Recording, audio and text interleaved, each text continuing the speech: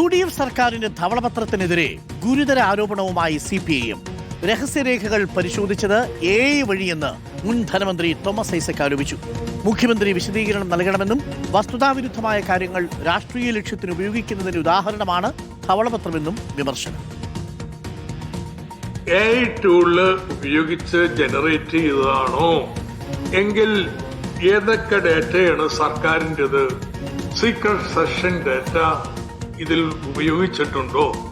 ഇതിന്റെ പ്രശ്നം എന്താ?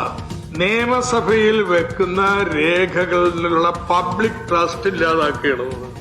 ഇത് സർക്കാരിന്റെ സെൻസിറ്റീവ് ഡേറ്റ പബ്ലിക് ഡൊമൈനിലേക്ക് ആർക്ക് പേർക്ക് ഉപയോഗിക്കാൻ വേണ്ടി പറ്റുന്ന രീതിയിൽ നൽകുകയാണ്. ഇത് കേരളത്തിന്റെ തനതായിട്ടുള്ള AI നയം ടൂള് ഉണ്ടാക്കാനുള്ള പരിശ്രമങ്ങളെ അണ്ടർമൈൻ ചെയ്യുകയാണ്. ഏതായാലും ഇപ്പോഴാണ് എങ്ങനെയാണ് ഇങ്ങനെയുള്ള അബദ്ധങ്ങള് ഈ ധവളപത്രത്തിൽ വന്നതെന്ന് എനിക്ക് മനസ്സിലായത്. വിവരങ്ങളുമായി ഗോപാൽ ശിലാസനലുണ്ട്. ഗോപാൽ ശിലാസനൽ, വളരെ ഗുരുതരമായ ആരോപണമാണ് CPM ഉന്നയിക്കുന്നത്. സീക്രട്ട് സെക്ഷനിൽപ്പെട്ട ധനകാര്യ വകുപ്പിലെ പുറത്തുവരാൻ പാടില്ലാത്തതും എന്നാൽ വളരെ രഹസ്യാത്മകവുമായ വിവരങ്ങൾ പോലും AI ടൂൾ ഉപയോഗിച്ച് വിശകലനം ചെയ്തു എന്നുള്ളതാണ് ഒന്ന്. രണ്ട്, AI കോപ്പിയടിയാണ് എന്നുള്ളത് വലിയൊരു വിമർശനമാണ്. വസ്തുതാവിരുദ്ധമായ കാര്യങ്ങൾ ഇതിൽ ഇടം പിടിച്ചത് അത് AI വിശകലനം നടത്തിയതുകൊണ്ടാണ് എന്നാണ് ഇപ്പോൾ തോമസ് ഐസക് ആരോപിക്കുന്നത്. അങ്ങനെയാണെങ്കിൽ അതൊരു ഗുരുതരമായിട്ടുള്ള ആരോപണമാണ്.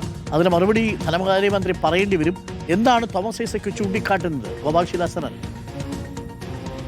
അരുൺ, സംസ്ഥാനത്തെ 10 വർഷത്തെ ധനസ്ഥിതി വ്യക്തമാക്കിക്കൊണ്ട് പുറത്തിറക്കിയ ധവളപത്രത്തിനെതിരെ ഗുരുതര ആരോപണമാണ് ഈ ഘട്ടത്തിൽ ഉയരുന്നത്. സംസ്ഥാനത്തിന്റെ മുൻ ധനകാര്യ വകുപ്പ് മന്ത്രിയും CPM കേന്ദ്ര കമ്മിറ്റി അംഗവുമായ തോമസ് ഐസക്കാണ് ഈ ധവളപത്രം പൂർണ്ണമായും അതിലെ ചില ന്യൂനതകൾ ചൂണ്ടിക്കാട്ടിക്കൊണ്ട് രംഗത്ത് വന്നിരിക്കുന്നത്. ധവളപത്രം വിശകലനം ചെയ്തത് AI ടൂളുകൾ ഉപയോഗിച്ചുകൊണ്ടാണെന്നും ധവളപത്രത്തിലെ ചില പ്രധാനപ്പെട്ട പേജുകൾ അടക്കം തയ്യാറാക്കിയിരിക്കുന്നത് AI സഹായത്തോടെയാണെന്നും വ്യക്തമാക്കുന്നതാണ് അദ്ദേഹത്തിന്റെ ആരോപണം. അദ്ദേഹം പറയുന്നത് ഇങ്ങനെയാണ്: AIക്ക് താനും തന്റെ പാർട്ടിയും എതിരല്ല, പക്ഷേ സംസ്ഥാനത്തിന്റെ ധനകാര്യ സ്ഥിതി പോലെയുള്ള അത്രയും രഹസ്യ സ്വഭാവത്തിലുള്ള വിവരങ്ങൾ AI ടൂളുകൾക്ക് പങ്കുവെക്കുമ്പോൾ അത് സ്വകാര്യ ഏജൻസികൾക്കോ അല്ലെങ്കിൽ സ്വകാര്യ സംവിധാനങ്ങൾക്കോ ആ രേഖകൾ കൈമാറുന്നതിന് തുല്യമാണ്. ഇനി മുതൽ നാളെ ഏതെങ്കിലും തരത്തിലേക്ക് ഈ രേഖകൾ ലീക്കാവുകയോ അല്ലെങ്കിൽ ഏതെങ്കിലും തരത്തിലേക്ക് ഇത് പ്രചരിക്കുകയോ ചെയ്താൽ പോലും അത്ഭുതപ്പെടാനില്ല എന്ന് അദ്ദേഹം പറയുന്നുണ്ട്. അതുകൊണ്ട് തന്നെ ഇത്തരം രഹസ്യ സ്വഭാവത്തിലുള്ള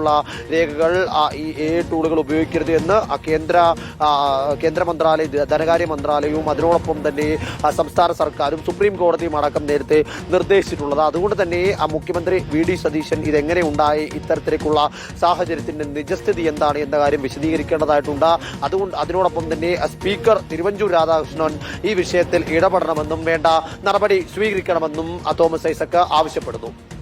താങ്ക് യു. ഗോപാൽ ശിലാസനലാണ് വിവരങ്ങൾ നൽകിയത്.